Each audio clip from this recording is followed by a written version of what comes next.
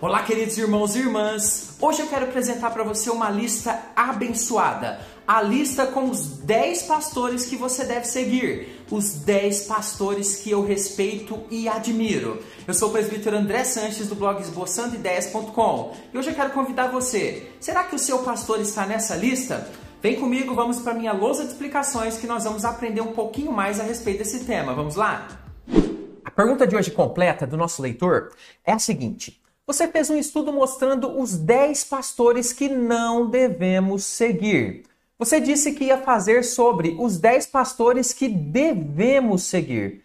Quando sai esse vídeo, quais os pastores que devemos seguir? Muito obrigado, querido irmão, pela sua cobrança. De fato, prometi e vou entregar agora para você esse vídeo. E você que me assiste agora também pode deixar a sua pergunta ou dúvida aqui nos comentários desse vídeo e ela pode virar o próximo vídeo aqui do canal. Em Jeremias 3,15 diz o seguinte: dar-vos-ei pastores segundo o meu coração. É Deus que está falando aqui. Que vos apacentem com conhecimento e com inteligência. Queridos irmãos, bons pastores que vêm do Senhor são bênção na nossa vida, são bênção na igreja, são bênção na sociedade. Homens que vêm de Deus, levantados pelo Senhor, que têm conhecimento, que têm inteligência, que têm sabedoria e que têm o Espírito Santo do Senhor em suas vidas conduzindo-os. Esses homens, melhor dizendo, são bênçãos para nós. E a palavra de Deus diz em 1 Coríntios 11:1, olha que interessante, sede meus imitadores, diz Paulo, como também eu sou de Cristo.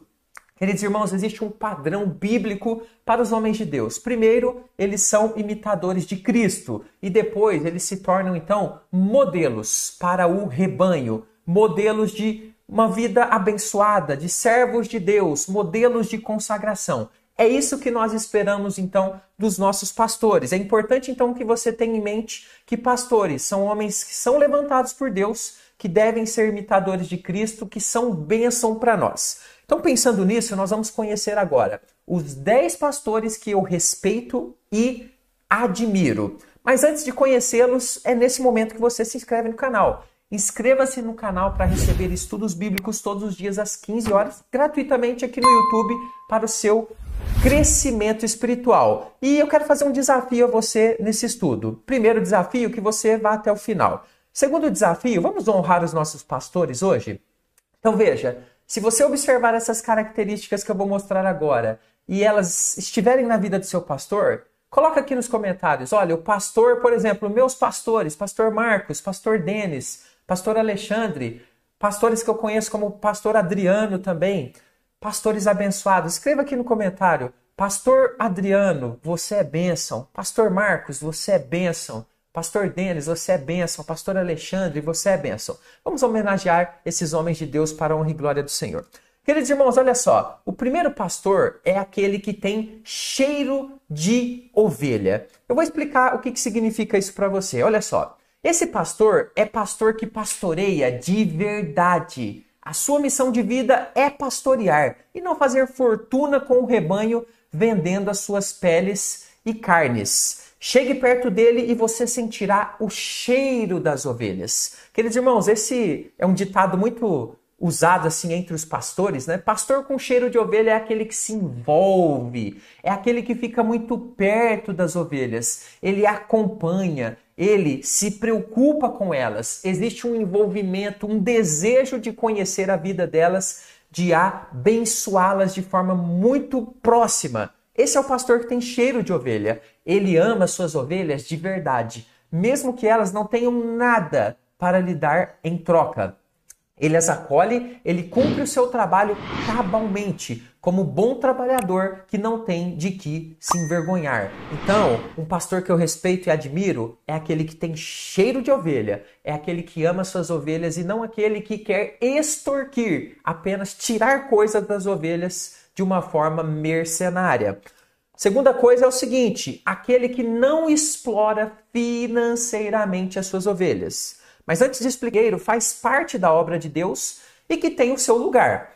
Ele orienta as suas ovelhas sobre como serem generosas com o trabalho de Deus. Porém, ele não usa ameaças e nem promessas que a Bíblia não faz para que suas ovelhas contribuam como que de forma forçada, através de ameaças, com o trabalho. Olha só, ele sabe instruir corretamente sua igreja sobre o que a Bíblia diz a respeito das contribuições para o reino de Deus. Não é aquele pastor que ameaça com devorador. Eu já fiz vídeo sobre isso, depois você procura aqui no canal. Ele não faz esse tipo de ameaça. Ele não faz dos momentos de ofertório o momento mais importante do culto. E nem do dinheiro o Deus e a confiança maior da igreja.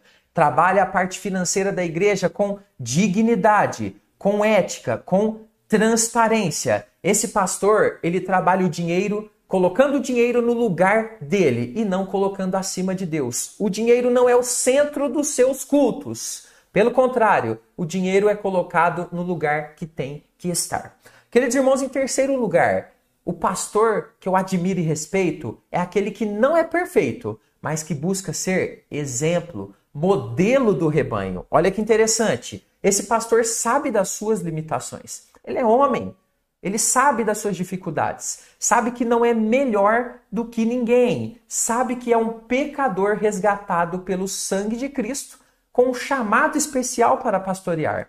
Ele, porém, também sabe da sua missão que Deus lhe deu e busca conduzir suas ovelhas no caminho dado pelo Supremo Pastor, sendo, antes de todos, o primeiro a buscar vivenciar a palavra de Deus em sua vida, para depois poder testemunhar a todos, para ser um bom modelo na presença de Deus e na presença das suas ovelhas. Ele tem todo o cuidado nessa questão e pode-se ver em sua vida um homem que busca viver o evangelho e não somente falar dele. Ou seja, ele não é apenas somente um comunicador do evangelho, mas alguém que vive, e isso pode ser visto na sua vida.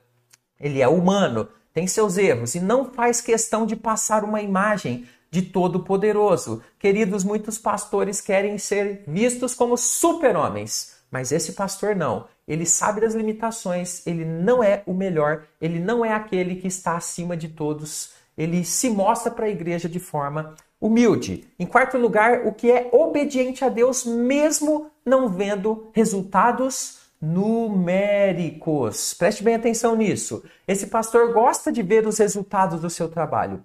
Porém, não é guiado por esses resultados, por números. Ele é guiado pela obediência e pela direção de Deus. Mesmo às vezes não vendo resultados pontuados pelas pessoas como o sucesso, né? Ou seja, olha, você tem que ter X pessoas na igreja para você ter sucesso. Não. Esse pastor sabe que o sucesso nem sempre é medido por números. Ele continua sendo fiel e é um pastor responsável por aqueles certos números, nem sempre tão grandes ali na sua comunidade, mas ele é fiel a Deus. Para ele, cumprir a missão de Deus não é encher a igreja de gente a qualquer custo, mesmo torcendo a palavra de Deus. Não, ele não faz isso. Mas para ele, obedecer e confiar a Deus, os resultados do trabalho é o que ele faz. Seja quais forem esses resultados, ele confia no seu Deus e segue e continua na direção pregando o evangelho. Esse pastor também, queridos, ele faz cultos cristocêntricos. O que significa isso? Cristo no centro. Olha só, esse pastor busca glorificar a Cristo nas suas ministrações, busca conduzir todas as coisas para que Cristo cresça e todo o resto diminua. Do primeiro ao último minuto dos seus cultos, ele busca apresentar Jesus Cristo e conduzir as pessoas ao Senhor Jesus. Ele é sensível ao observar e corrigir coisas que tentam competir com a centralidade de Cristo no culto. Por exemplo, queridos irmãos, se ele percebe que o louvor começa a ter o centro do louvor, do culto, ele corrige. Se ele começa a perceber que certas coisas têm se levantado na sua igreja para tomar o lugar de Cristo, ele corrige, porque para ele, Cristo é todo o centro do culto, todo o centro de um estudo bíblico, de tudo aquilo que é realizado na sua igreja.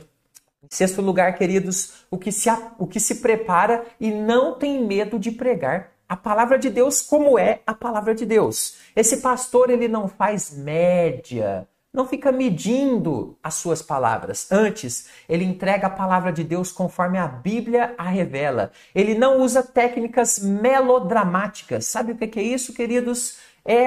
São aquelas técnicas de comunicação para tocar emoção, musiquinha de fundo, para convencimento. Não, ele não utiliza esse tipo de coisa para tocar o coração e as emoções dos seus ouvintes. Antes, ele usa a própria palavra de Deus para que o Espírito Santo toque as pessoas através do convencimento realizado através da exposição das Escrituras. Ele busca, antes de tudo, que o Espírito Santo revele a palavra aos seus ouvintes, conduzindo-os à presença viva de Deus. Sabe que muitas vezes irá desagradar pessoas na sua pregação, mas é fiel às verdades que Deus lhe manda pregar. Esse pastor eu admiro, eu respeito. Sétimo lugar, queridos, o que não crê que os fins justificam os meios. O que significa isso? Olha só, esse pastor é totalmente dependente de Deus em seu ministério. Ele conduz a igreja a andar nos caminhos corretos, de obediência ao Senhor, e não nos caminhos tortuosos que o coração humano propõe e que visam, antes de tudo, resultados que premiam o trabalho realizado. Para ele, o mais importante é fazer a vontade de Deus, usando os meios dados por Deus. Ele não é adepto ao vale tudo para que o reino de Deus avance. Queridos irmãos, vivemos um tempo em que os pastores têm trazido o mundo para dentro da igreja para que, dessa forma, mais pessoas se agradem e venham para a igreja. Não esse pastor. Esse pastor aqui crê que não justifica utilizar qualquer meio para atrair as pessoas. O meio utilizado para que as pessoas estejam na igreja é Jesus Cristo e sua palavra, e não programações e atrações aí do mundo para que as pessoas venham e se sintam bem na igreja. Em oitavo lugar, o que não faz de si mesmo o maioral da igreja. Preste bem atenção nisso, irmãos. Esse pastor sabe fazer suas ovelhas entenderem a diferença entre admiração e bajulação. Ele não aceita ser bajulado e até adorado como se fora mais do que os outros ou até mesmo um quase Deus. Eu já contei aqui em um dos vídeos o exemplo de um pastor que me deixou admirado. Ele era um grande pastor. Ele é muito admirado por muitos, pois ele tem uma pregação muito boa, muito bíblica. E ele chega então num congresso e é anunciado. E as pessoas começam então a aplaudir. E ele chega então, pega o microfone e repreende a plateia de uma forma veemente, contrariando aqueles aplausos. Sabe o que é esse pastor? Aquele que sabe a diferença entre bajulação e admiração. E ele ensina então aquela plateia que toda honra, toda palma, toda glória é a Jesus e não a ele. Ele é só mais um homem ali expondo a palavra de Deus. As pessoas podiam admirá-lo pelo seu bom trabalho, mas bajulação, adoração, de forma alguma. Ele coloca-se na posição de servo, tem prazer de trabalhar em equipe e de ver suas ovelhas se desenvolvendo em seus ministérios. E sempre reitera que ele também é ovelha do rebanho de Deus. Ele não deixa o ego assumir o controle. Ele não é um ídolo e não permite que as pessoas o tratem como se fosse um ídolo dentro da sua igreja. É um pastor João Batista que disse ali, quando Jesus Cristo chega e entra em cena, disse aos seus discípulos ali: olha, convém que ele cresça, Jesus, e eu diminua. Em nono lugar, o que ensina suas ovelhas a serem profundas conhecedoras da Bíblia. Olha só, esse pastor não faz doutrinas em cima de textos isolados da Bíblia. Por isso, ele não tem medo de ensinar suas ovelhas a serem questionadoras, estudantes profundas da Bíblia Sagrada. Ele tem porta aberta ao diálogo e aos questionamentos, assim como aqueles bereanos elogiados por Paulo, que questionavam e conferiam as palavras de Paulo se estavam de acordo com a palavra de Deus. Por isso, os cultos que ele preside são banquetes de aprendizado e quebrantamento do Espírito Santo na vida das pessoas, onde a palavra de Deus reina soberana como fonte de ensino e não as suas opiniões pessoais. Por ser assim, ele sabe que precisa sempre beber dessa fonte, estar preparado, estudar, para também poder dar de beber cada vez mais seus discípulos, as suas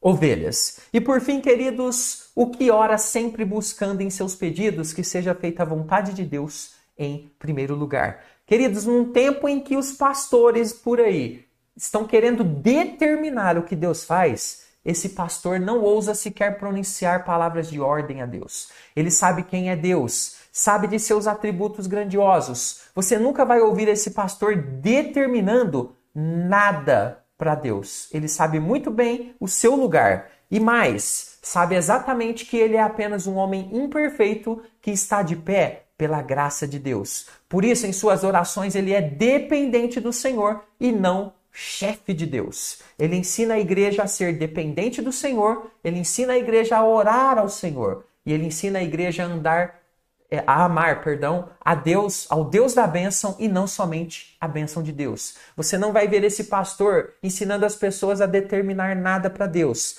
mas você vai ver esse pastor ensinando as pessoas a amar a Deus sobre todas as coisas, mesmo quando as circunstâncias não estão boas. Sabe por quê? Ele quer ensinar as pessoas a amarem o Deus Todo-Poderoso e não a bênção do Deus Todo-Poderoso. Queridos, espero que tenham gostado do vídeo de hoje.